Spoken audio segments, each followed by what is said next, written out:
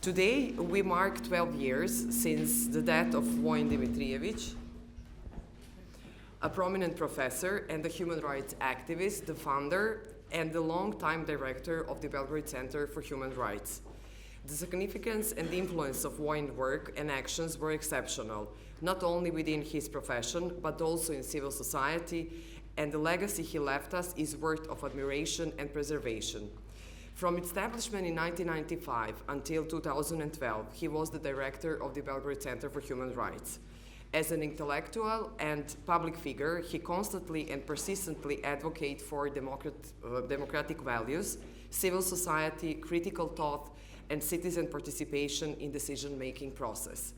Today, more than ever, when we are discussing key perspectives on human rights in the polarized world and witness the various challenges in enjoining and respecting these rights, due to increasing focus on security and expanding power of the state, closely tied to development and the use of modern digital technologies in the context of security, the fight against terrorism and other global threats, it's crucial that we remain together, united, and in solidarity in the fight for human rights and a better future. I would like to give a warm welcome to our guest of honor, Mrs. Fenula Ni Ajlon, who traveled a very long way to be today with us, to OSCE Mission, who supported us to organize this event, and finally, to briefly explain the agenda of the event.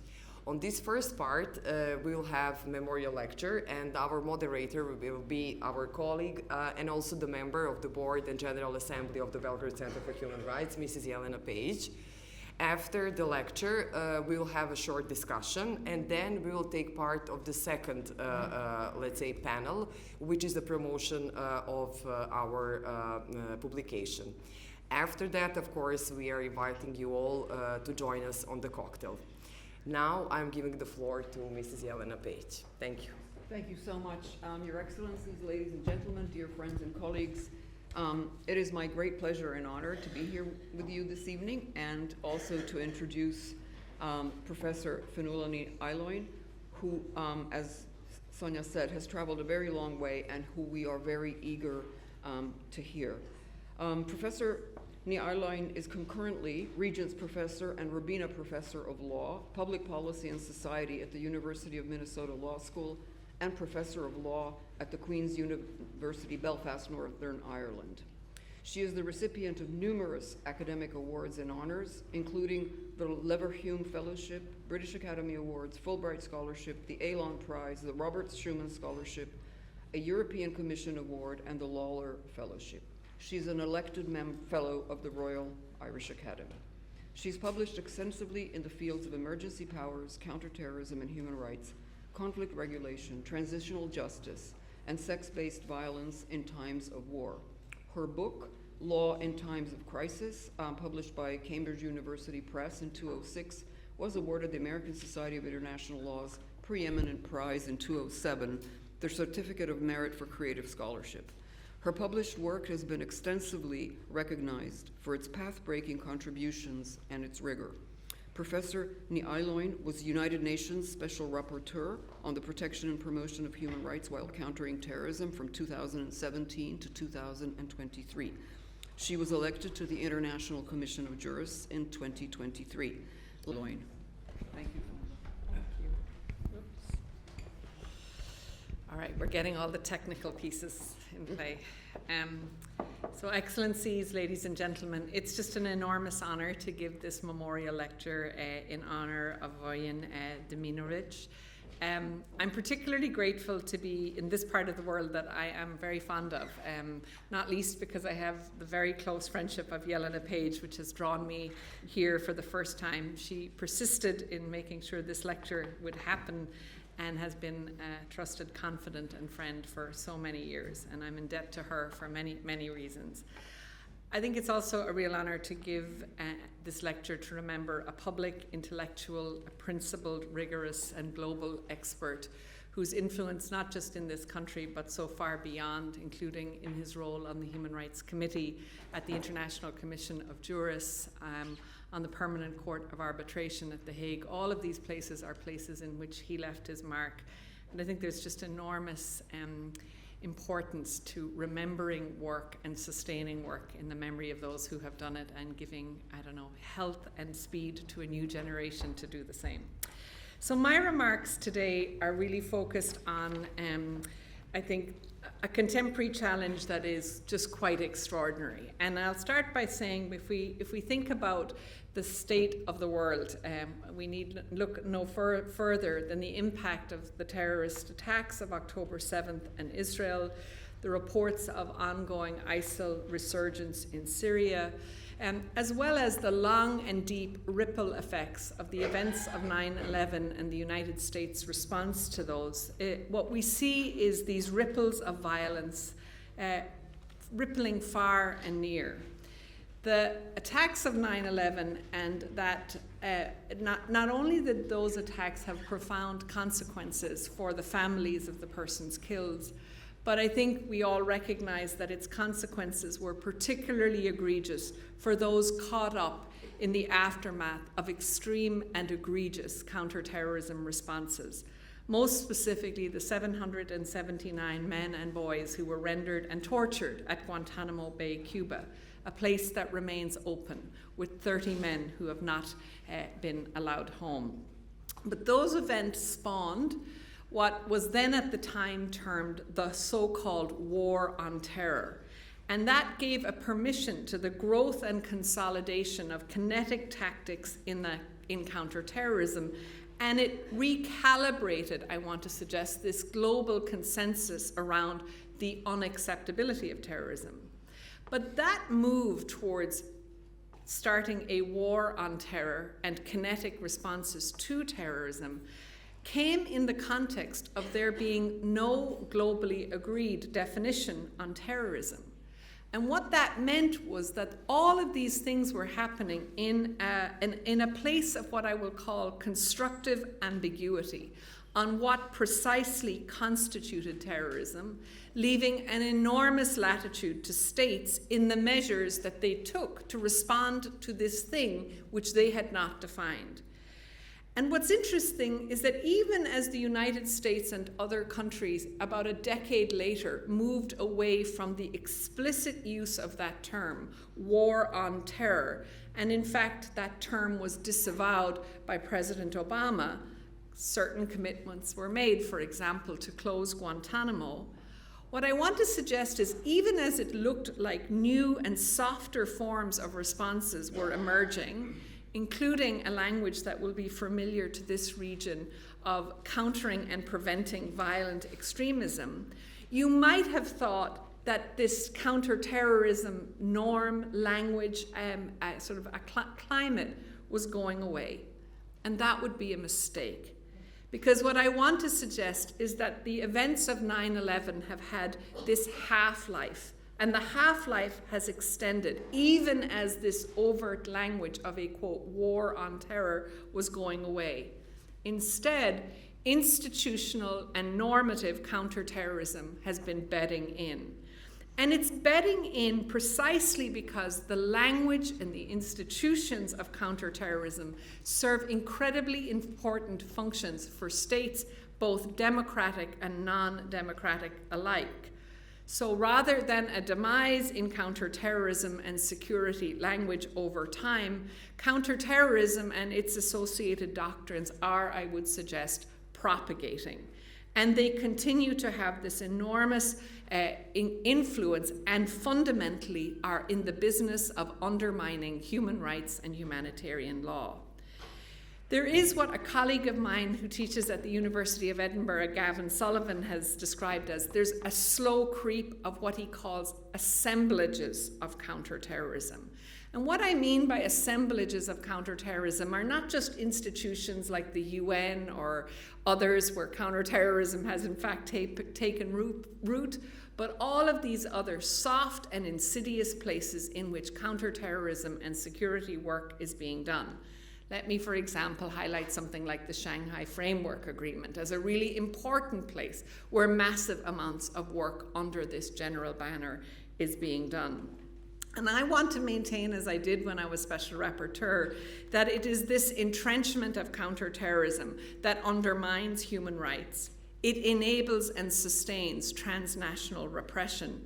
It undermines democracy, and it portends a sustained threat to the rule of law, as well as to this thing, whatever it may be, that we call the rules-based international order. So I want to make this argument maybe in 4 parts. The first, I want to address the trend line, like how did we get here for ascendant counterterrorism? And I'm going to suggest that that trend line has its roots long before 9/11, that it's really rooted in the practice of exceptional law in national legal systems, but it's also got really, really long roots in the debris of colonial practices of containment on subjugated people. It's been enabled by cultures of militarism and misogyny over centuries. So its roots, while contemporary, are actually really, really deep. And again, I want to underscore the way in which we talk about the fact that there isn't a comprehensive treaty on terrorism. Like, you know, isn't that a pity? Diplomats will all sigh and walk around the UN and say, oh, we're really struggling. But in fact, I actually want to suggest that that lack of definition is highly convenient and in fact sought by state. Because we shouldn't read the lack of an international treaty as a lack of agreement among states. I would suggest we have a very high degree of agreement among states, which is that they precisely do not want a definition of terrorism because it would take from them the latitude they currently have.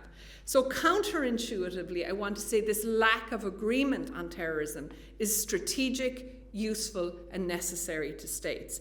And that lack of a global definition serves long-term, including democratic states' interests, because it allows for a consensus that terrorism is a bad thing. Who could disagree with that? But most importantly, every state gets to define on their own terms who is a terrorist. And this gentleman's agreement, and it is mostly a gentleman's agreement because there are very few women in these security spaces that make these agreements, has been fatal to the rule of law across the world. So that's the first part of the argument. The second, I want to sort of chart what I see as a clear shift in the normative regulation of counterterrorism post 9/11. And I particularly want to highlight the ascendant role that the United Nations Security Council, acting under Chapter 7 of the UN Charter, has played in addressing terrorism, security, and counterterrorism. And I want to suggest that that, again, doesn't come out of the blue in September 11th or September 12th. In fact, when the first UN Security Council resolution is agreed post 9/11, it has its roots in this expansion of the Security Council's role that starts right at the end of the Cold War. And in that vein, the Security Council has issued sweeping and important statements of principle on the prevention of terrorism. But what they have mostly done is set these absolute obligations for states to repress terrorism in the absence of a definition of terrorism. So spot the trend line here. But most importantly, what's happening in this Security Council space, as Special Rapporteur, I described a phenomena of what I call Security Council legislation. There are very few places in which the Security Council effectively legislates for states. Counterterrorism is the primus inter pares here. It's the area where we see the most legislative action by the Security Council. And my abiding concern is that kind of broad lawmaking by the Security Council impinges on what I see as the legitimate sovereignty of states. I think it absolutely does.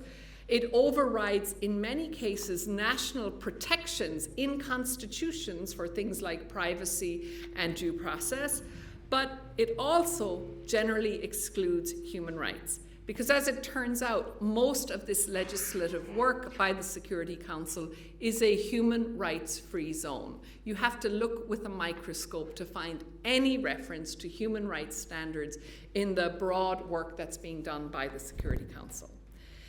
The third leg of this argument is that the expansion of counterterrorism is happening in a way that, for all the international lawyers in the room or anyone who's taken a little bit of international law, is happening in a very, I would say, odd way. Because, of course, there's this hard law work that's being done by the Council. But more than that, we see a proliferation of what I would call soft legal norms in the counterterrorism sphere.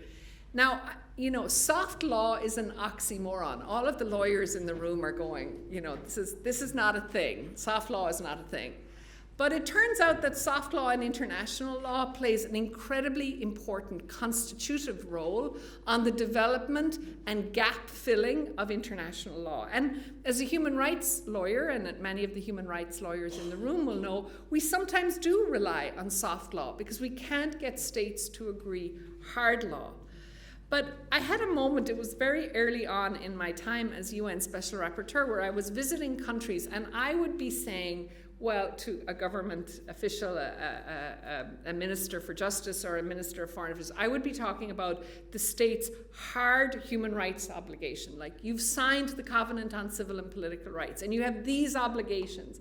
And I would be hearing back, oh, but these guidelines and principles on money laundering, we're doing those. And this thing, the FATF standards, we're doing those. And I realized I was having like an Alice in Wonderland moment where I was saying X and they were saying Y. And then it became clear to me that their Y was more important than my X. And this is the third point I want to make, which is the rise of soft legal norms as a way to undermine the normative hard framework of human rights. And to be clear, in these rooms where these soft norms are proliferating, there are no human rights experts, none.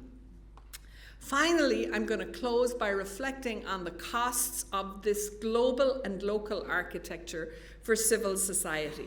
What ascendant security discourses and counterterrorism have done for civil society, including in Serbia. And so then I hope I might close with some less of the depression and maybe just a little bit of strategy about what we might do to avoid what is the ongoing logic of security infrastructures that have been so damaging to the rule of law and repressive democratic governance. So let me go back to the first this sort of ascendancy and the roots of counterterrorism. And my friend and Irish scholar Conor Gearty, who's a scholar also of human rights and counterterrorism, uses the term promiscuous to describe counterterrorism. Counterterrorism is both promiscuous and insidious. And the ways we see that, I think, in the ways in which states have uniformly and indiscriminately embraced the very looseness of counterterrorism. They use it, they casually sprinkle the word terrorism on a whole range of actions. They create new institutions to manage this phenomena. And what we've seen, I think, post-2001, but its roots lie before, are this capacity of counterterrorism to proliferate, magnify, evolve, and we shouldn't underestimate that it's a moving target because it continues to do these things. And again, I think the reason for that is the history of security logics and counterterrorism sits squarely in the history of empire and colonial expansion. Our imperial past, at least in Ireland where I come from, are deeply rooted in the use of exceptional law to thwart national self-determination claims, used to attack those who were engaged in the process of disagreeing or non-accepting deeply discriminatory patterns of state behavior. And so the history has always been that the state's coercive and security power has been used against the other, used against those who are seen as not loyal, not getting with the program of the state's governance. And so what we are seeing, and this again goes to a long history of the way in which exceptional law has been used, is that we see increasingly things like acts of civil disobedience, maybe like ECHO protesters saying they're unhappy with lithium mines. These kinds of things essentially then being channeled into exceptional law, charging people not with protest offences, but more with offences like terrorism or extremism. And what we always see in response here is that there's this move beyond existing law to modify and to seek new rules. And at the heart of that for democratic or even quasi-democratic states is a paradox. And the paradox, again, is that that thing that you're regulating, terrorism, is shifty and opaque. It's moving all the time. The people to whom and the actions to whom it attaches to are never fixed. They're always moving. And so it's the malleability of this term, terrorism and terrorist, over time and over geography, that I think has this really problematic effect for democracy and the rule of law, because the idea of the rule of law is grounded in certainty, predictability, proportionality. And that idea of the law as certain, predictable, sure is always, whenever you have this thing that's unpredictable, unsure, always moving, is going to create this tension. But I want to suggest that states are really embracing this tension. They're not rushing to fix the gap, right? They're not minding the gap. They're extending the gap. And the reason for that is it's the malleability of terrorism is necessary and essential to states wishing to do counterterrorism. Fixing the meaning of terrorism is at odds with states' desire for maximum flexibility in the scope of their action against the other, whoever the other may be. And so we see this constant, I would say, play of words, most notably among democratic states, who decry the misuse of counterterrorism by their authoritarian counterparts, but whose imperial pasts are beautifully glossed over as they make these claims, and more so where they lay the groundwork for their own use of these terminologies. These same states have demonstrated time and time again that when they are confronted with challenge, whether it's 9/11 or 5/7 in the UK or 1974 in Ireland, the state will respond with exception. It will lean into the exception. And it's this exception that's so important to understanding why there's such traction in this area. And what's always amazed me is that even in times of calm, when there's an absence of specific acts of violence prompting an exceptional move, counterterrorism has continued to press its executive and legislative tentacles. And why? Because it's motivated and incentivized to continue to move because the international legal frameworks provide incentives. So I'll give one example of this. Post 9/11, as I'll talk about, the UN issued new requirements for states to report to the United Nations Human Rights Security Council on how they were implementing their counterterrorism obligations.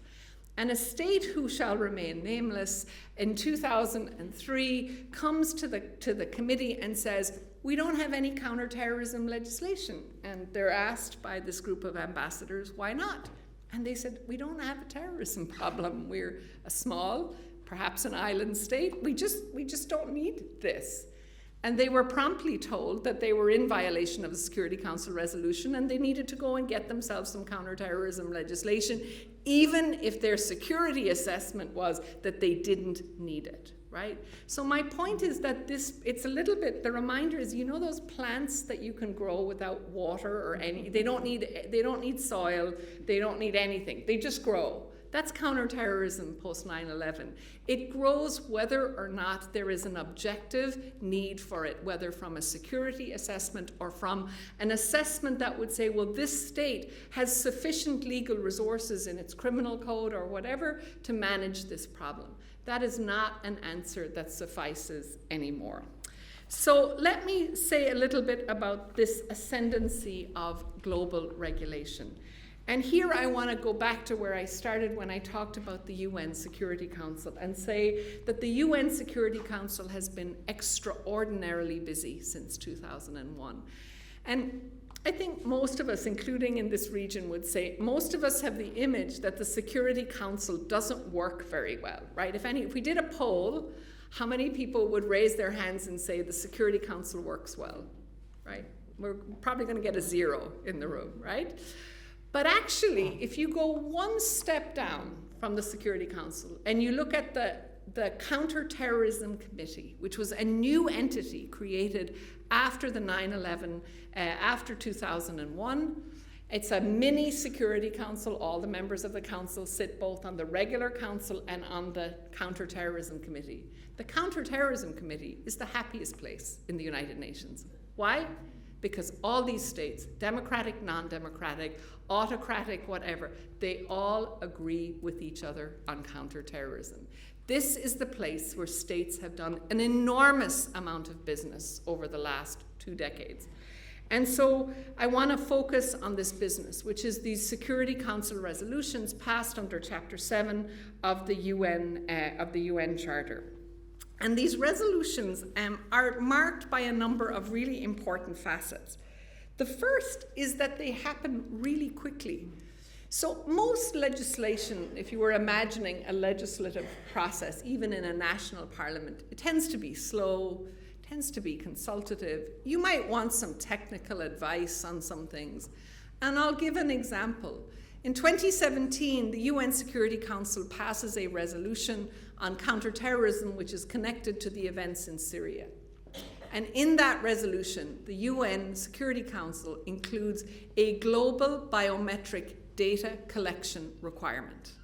Now, can you imagine any parliament passing a global biometric data collection requirement in 6 weeks?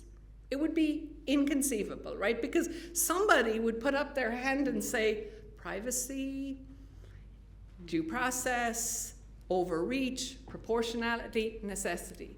No, that didn't happen precisely because this is a forum where the goal is to move fast, efficiently, in consensus, and there's a general agreement that terrorism is a bad thing, except, drop footnote, we don't have a definition of terrorism, right? So these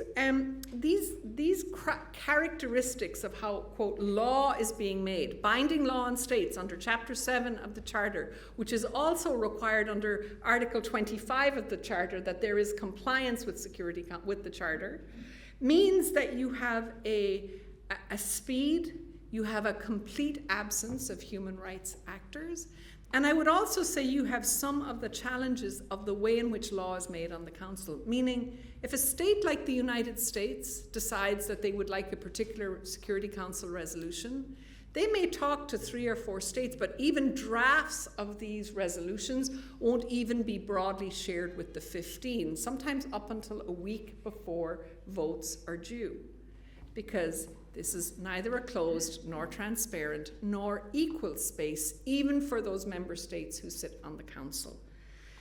The result of that is that we've seen a slew of these resolutions, which I think have profoundly reshaped the global security space, have given succor and comfort and legal permission to states to regulate on a whole range of security issues without human rights. You don't have to be bothered by the distraction of human rights compliance because the resolutions themselves don't demand it. And I want to maybe say a few words about the most significant of those resolutions. UN Security Council Resolution 1373, passed in September 2001.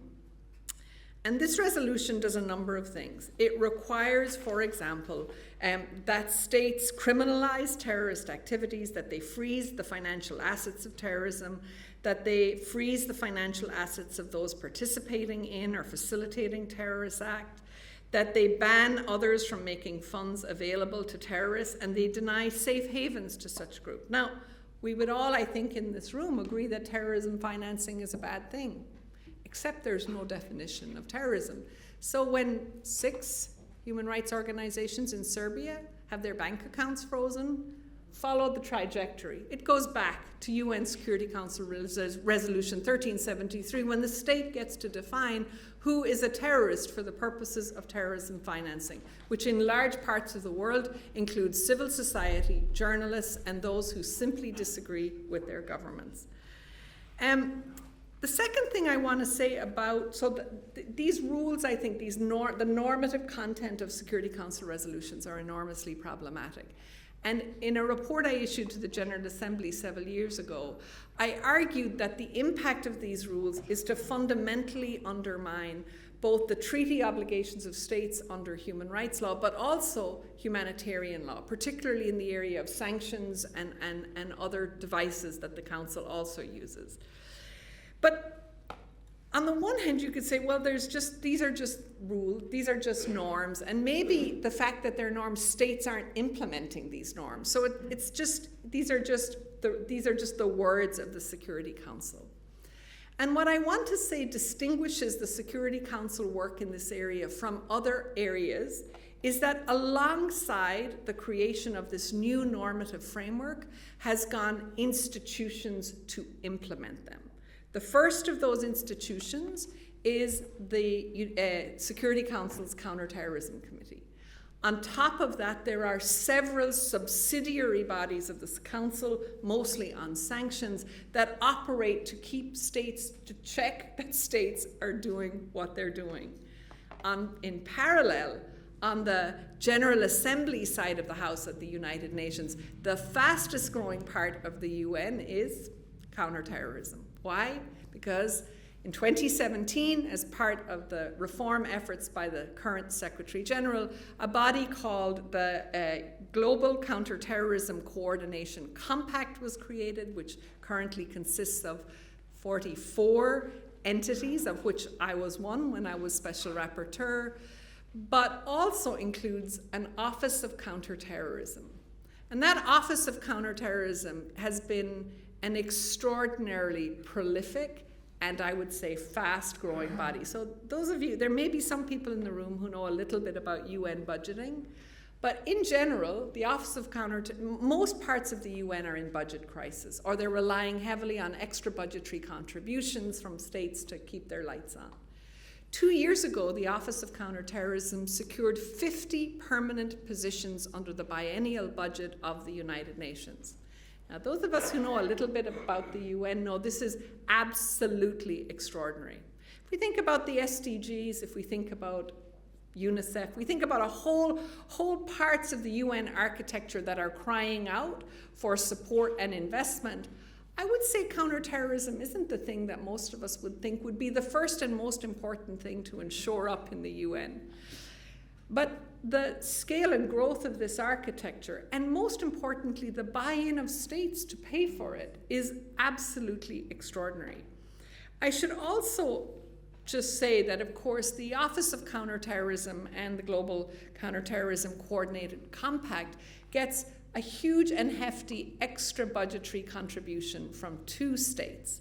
And those states are the Kingdom of Saudi Arabia and the Kingdom of Qatar. These are the states who primarily pay for counterterrorism at the UN. And this may in part help us understand why there is some lip service to human rights as a form of performative obligation within the UN, but equally that naming and shaming is entirely off the table for UN entities that engage in counterterrorism, because this is a place where states get rewarded for their good counterterrorism practices. So imagine this universe, and the human rights actors in the room will know. You go to Geneva, you go to a UPR, you go to a human rights committee or a committee on the rights of the child, and you will work really hard to get recommendations for better practice by the state. And on a good day, you're going to get a bunch of those. Other states will agree with you. There will be a consensus that a state needs to do certain things in order to improve its human rights records. But go to New York. First of all, there will be very few human rights actors there at all, because they're neither welcome, nor is there space for them, nor is there a formal way for civil society actors to enter into conversation.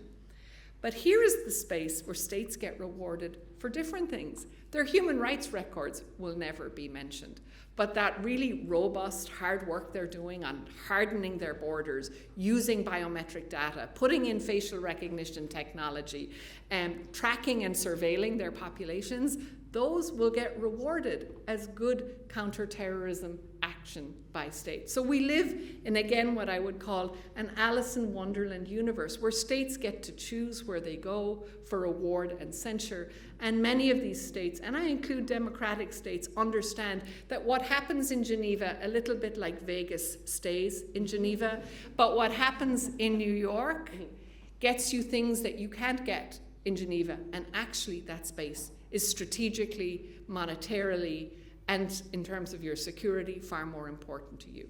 So it's no wonder that we human rights actors are, I think, losing this global game.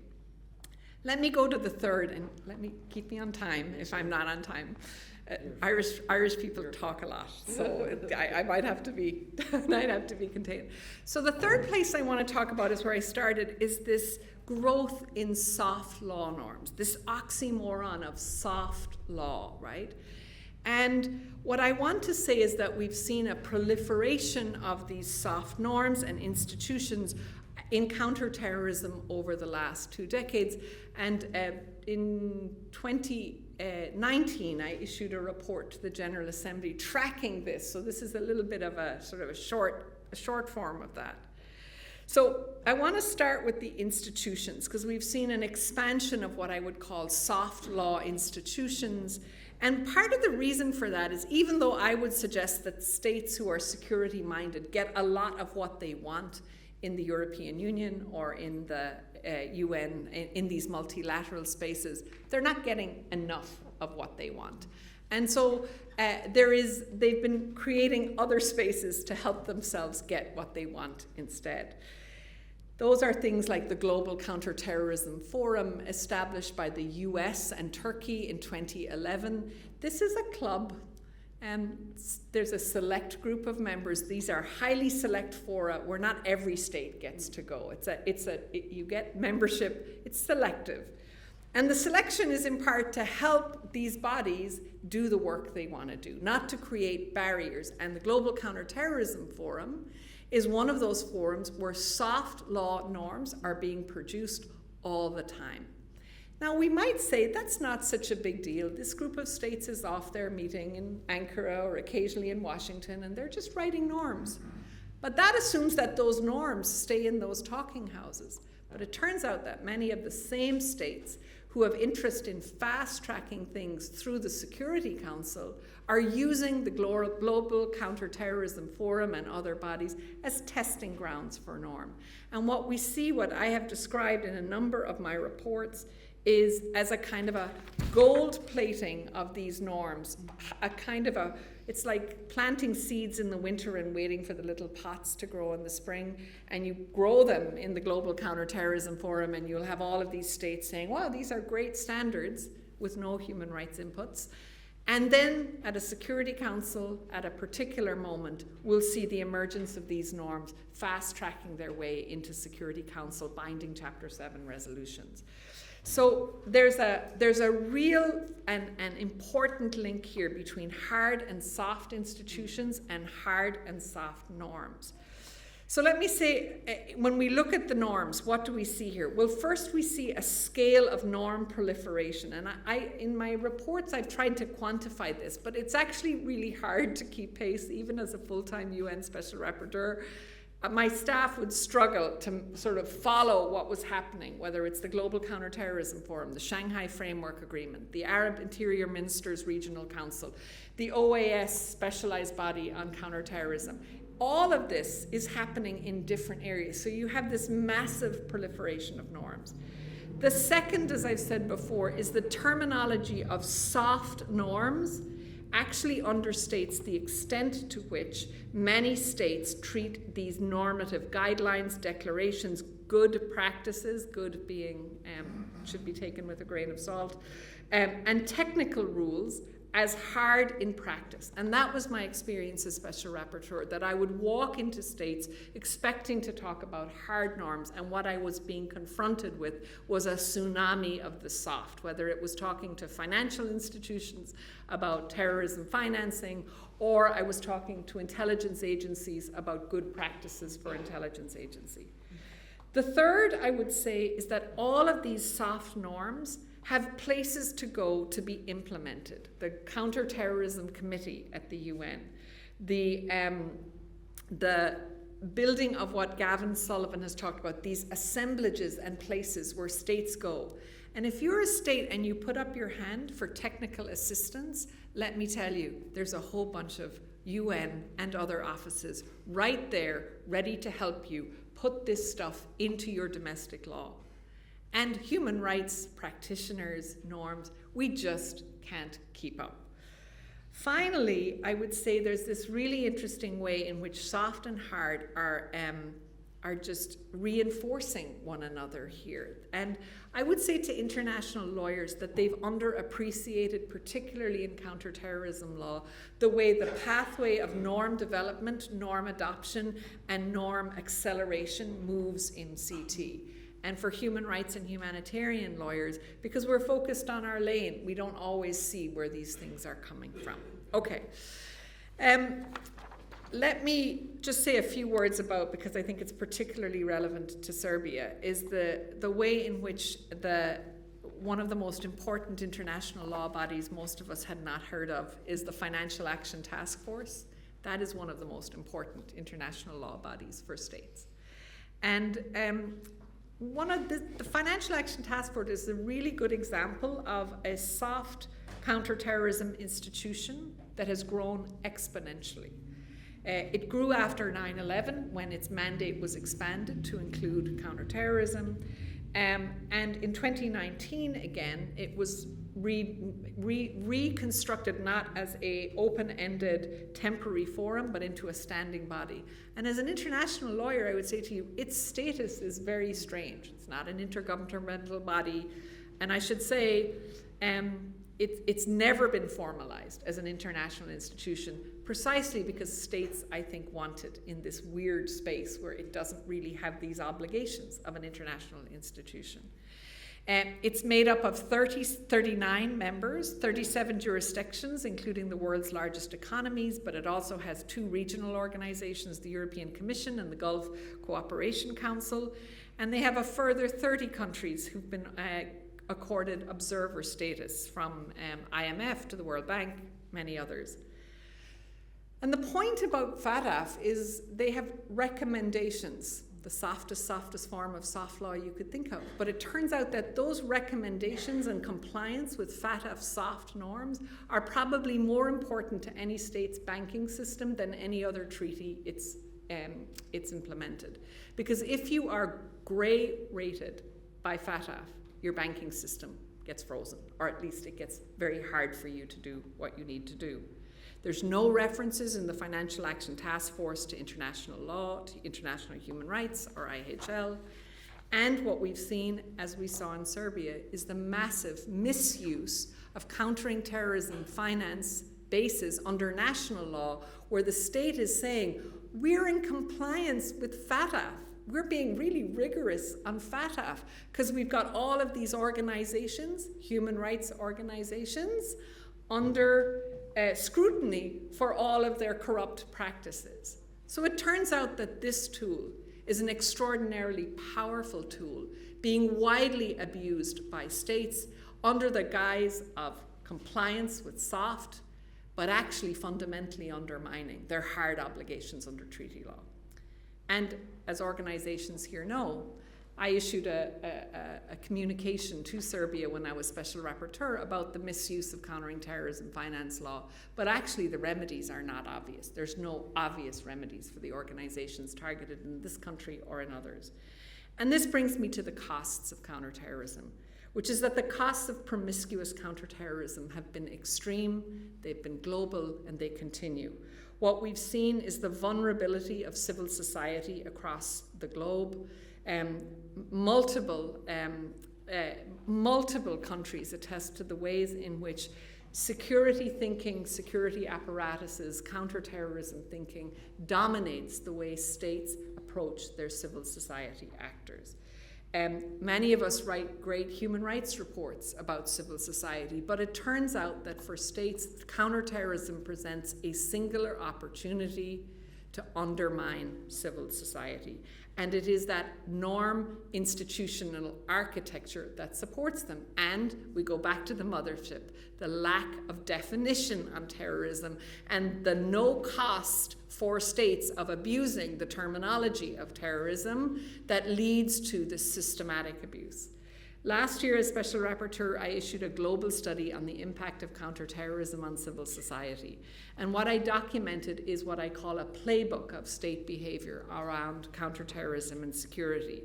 I see a direct link between repression, rule of law deficits, democratic backsliding, and the regulatory and institutional practices of counterterrorism and security.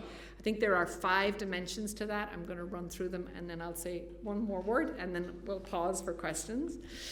So these 5 dimensions, I think, are first, that civil society experiences complex and compounding misuse of measures and practices relating to counterterrorism and preventing and countering violent extremism.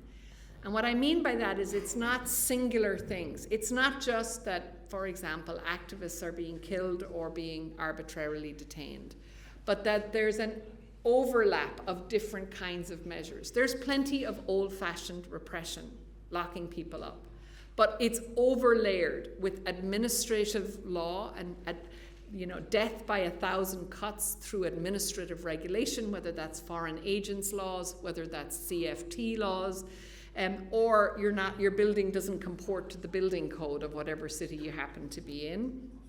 So, and that is also overlayered by technology, by the increased and systematic use of electronic surveillance against civil society actors under the guise of security.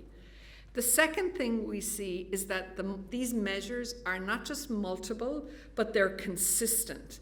They don't go away. They're happening over time. And as I think many civil societies, including the ones in this region experience, is a constant degrading of civil society. It wears people out, and that's the point. You get really, really tired of being constantly surveilled. You get really tired of being tied up in different kinds of litigation. You get tired of surveillance. And so that is the point. It's a long-term game. The third is that we see states, when we see states deploying these kinds of measures, they are in what I would call exceptional legal practice. They are often leaning into the exception, national security provisions or exceptional rules. Fourth, that misuse is often directed at minorities, against religious, ethnic, and cultural minorities. It is often deeply gendered and sexist, so women and women human rights defenders in particular experience these harms in really extensive ways. And there is, to conclude, the fifth sort of playbook is there's no monitoring oversight. There's no remedy for much of this. And that's the point. Again, because it's in the exceptional realm. The result is that these are the numbers that my study found, that in 3.2% of the world's population live in countries with open civic space. The vast majority of the world, and I include democratic states in that, are living in a civil society context which is not open or narrowing or extremely limited. Let me just close by saying that the undoing of this will be really, really difficult. It's taken, in some ways, centuries to get us to where you are, but it's also taken 20 years of extremely persistent approaches to counterterrorism, institutional and normative, to get us to here. And what we have is ascendant security, ascendant counterterrorism. And one of the things I would always say to states when was in dialogue with governments, whether it was at the General Assembly or at the Human Rights Council or bilaterally, is a very simple question. Is any of this actually working to prevent terrorism? Like, let's not talk about human rights. I will take human rights off the table for this discussion. But please explain to me how a decade of this made the Sahel better. Explain to me how the use of these measures functioned after 9/11 to do nothing but bring the leading democracy into the gravest of disrepute for its systematic and sustained violations of the rights of hundreds of Muslim men. How did that make the world safer? And I think that's the question we have to ask, is not just the principled human rights question, but actually the fundamental accountability question, which is that in fact, none of this appears to be working. If we look across the world, from Israel and Gaza to Syria and Iraq and beyond, Mali, none of this is actually working. And what it is doing is essentially deriving and taking away from the legitimacy of states who on the one hand say they uphold human rights and the rule of law, and the other hand have created a permissive zone for the abuse of these norms through the norms and institutions that they have championed. So let me stop there.